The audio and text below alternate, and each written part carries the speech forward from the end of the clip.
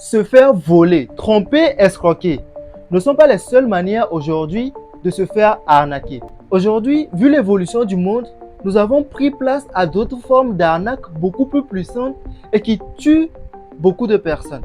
Et quand je parle de tuer une personne, on ne parle pas seulement de la mort physique, mais aussi, surtout, de la mort mentale. C'est pourquoi dans cette vidéo, nous allons voir quelle est cette arnaque-là que moi je considère comme la plus grande arnaque dont nous devons tous prendre conscience pour ne pas tomber dans le piège de cette arnaque-là. Et je suis sûr d'une chose, c'est que si nous ne prenons pas conscience de cette arnaque-là, ça risque de tuer beaucoup de rêves, de tuer beaucoup d'ambitions, de tuer beaucoup de personnes au potentiel énorme. Dans un premier temps, nous allons voir quelle est cette arnaque-là.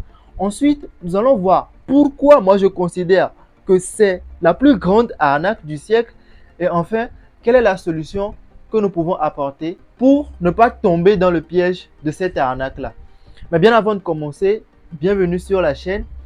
Contrairement à cette arnaque, sur cette chaîne, nous parlons de comment devenir une meilleure version de nous-mêmes tous les jours.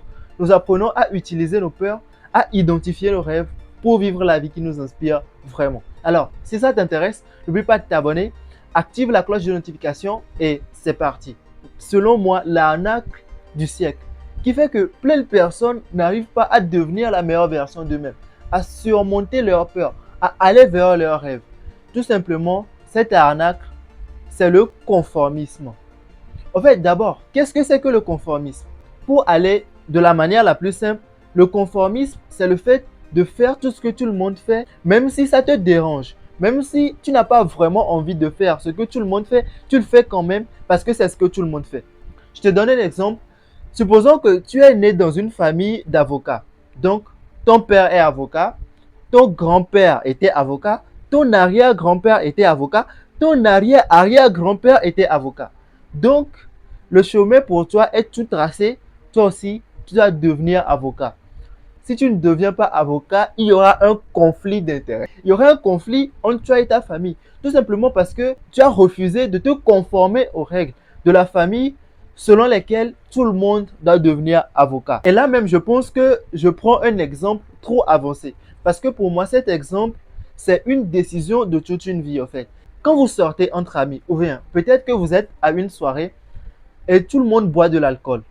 Toi, tu n'as pas forcément l'habitude de boire de l'alcool et tu te dis que je ne vais pas boire de l'alcool, je vais tout simplement prendre une boisson sucrée. On te dit carrément que comment toi tu peux venir prendre une boisson sucrée, comment tu peux dire que toi tu ne prends pas de l'alcool et les gens vont vouloir t'imposer en fait leur manière de fonctionner. Les gens vont vouloir t'imposer, te forcer à prendre une boisson alcoolisée alors que toi tu n'as pas l'habitude de prendre une boisson alcoolisée. Ou bien peut-être que tu as même l'habitude, mais il se pourrait que tu as quelque chose d'important à faire après. Peut-être que tu dois travailler sur un projet. Donc, tu te dois d'être sobre. Mais si tu ne prends pas d'alcool, on va te dire que tu n'es pas conforme au groupe. Donc, il y a un conflit. Donc, pour te conformer au groupe, tu es obligé de prendre une boisson alcoolisée. Et c'est comme ça, facilement, plusieurs personnes se sont mis à fumer, à boire de l'alcool, à se droguer parce qu'ils voulaient s'intégrer à un groupe, parce qu'ils voulaient se conformer aux exigences d'un groupe. Et toutes ces choses, en fait, font que certaines personnes même vont jusqu'à oublier leurs rêves, jusqu'à oublier leurs ambitions, tout simplement parce qu'ils ne veulent pas se sentir frustrés. Ils ne veulent pas se sentir détachés du groupe.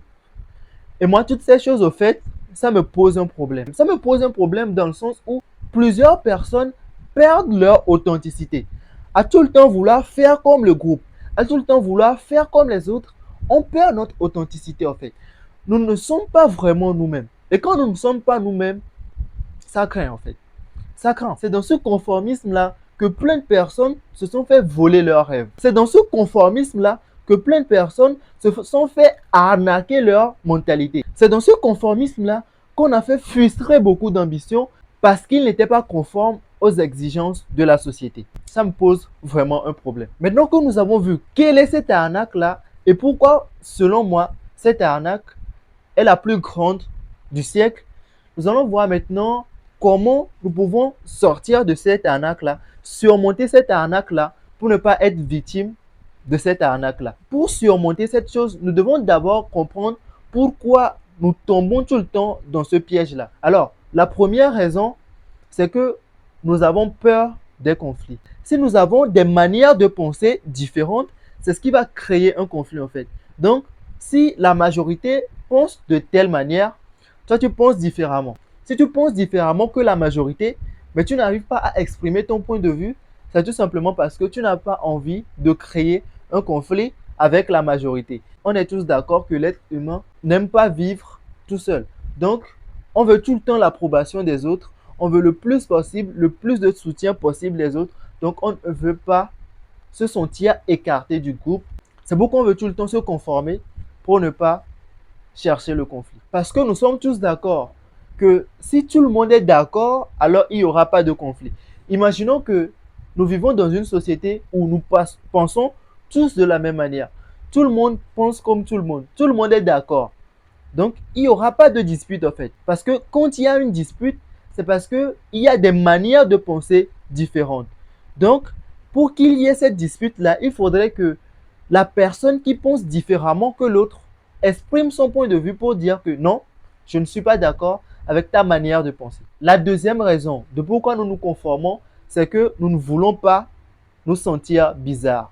Nous sommes tous d'accord que si tu es dans un groupe où tout le monde voit les choses de la même manière, si tout le monde aime regarder la télé le soir, mais toi, tu préfères bosser sur tes objectifs chaque soir. Quand tout le monde va aller regarder la télé et toi, tu vas bosser sur tes objectifs, on va te trouver bizarre parce que tu n'es pas conforme au groupe. Tu ne fais pas les choses de la même manière que le groupe fait les choses. Tu ne fonctionnes pas de la même manière que le groupe, donc on va te trouver bizarre.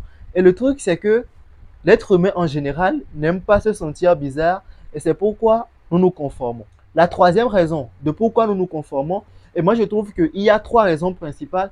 Et la troisième raison, nous sommes tombés dans le piège de la dernière génération. Actuellement, nous sommes à l'ère de l'information. Nous sommes à une époque où la technologie évolue de plus en plus vite. Une technologie avancée beaucoup plus par rapport à l'ère industrielle. Donc avant, nous étions dans l'ère industrielle et nous sommes passés de l'ère industrielle à l'ère de l'information. À l'ère industrielle, voici à quoi ressemblait un téléphone. Aujourd'hui, regardez à quoi ressemble un téléphone. Donc, on est d'accord qu'il y a une évolution. Maintenant, s'il y a une évolution, c'est qu'il y a changement. Maintenant, nous devons trouver normal que ce qui marchait à l'ère industrielle ne doit pas forcément marcher à l'ère de l'information parce qu'il y a eu un changement. Donc, vous êtes tous d'accord avec moi que ce qui marchait à l'ère industrielle ne marche plus à l'ère de l'information. Mais notre problème aujourd'hui, c'est que plein de personnes ne veulent pas s'adapter au changement. C'est ce qui fait que nous sommes conformés aux générations passées. C'est pourquoi je parle du piège de la dernière génération. Maintenant que nous savons ça, quelle est la solution que nous pouvons apporter pour ne pas être pris au piège de ce conformisme-là? Alors, la première chose à faire, c'est que tu dois être toi-même. En fait, notre problème aujourd'hui, c'est que nous portons un masque, en fait.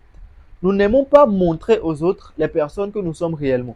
Et quand nous portons un masque, nous ne sommes pas authentiques. Nous sommes en train de jouer un rôle.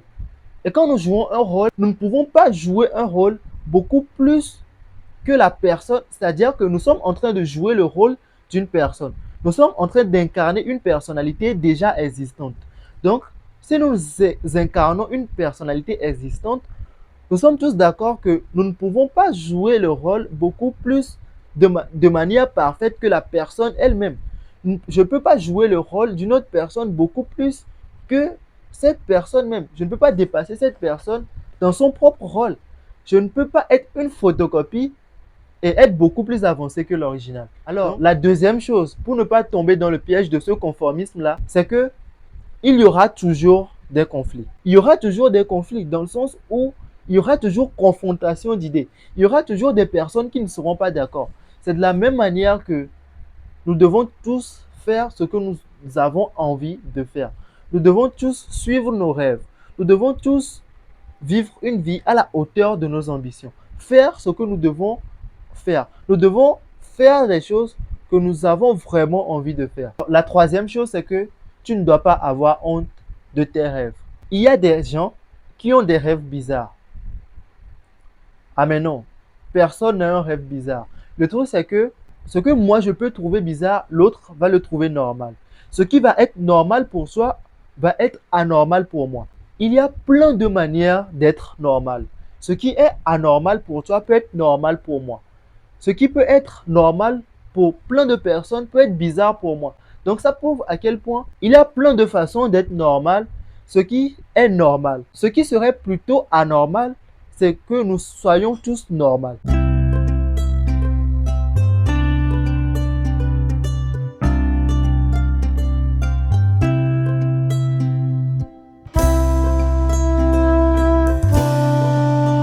Alors c'est tout pour cette vidéo. Merci d'avoir regardé jusqu'à la fin.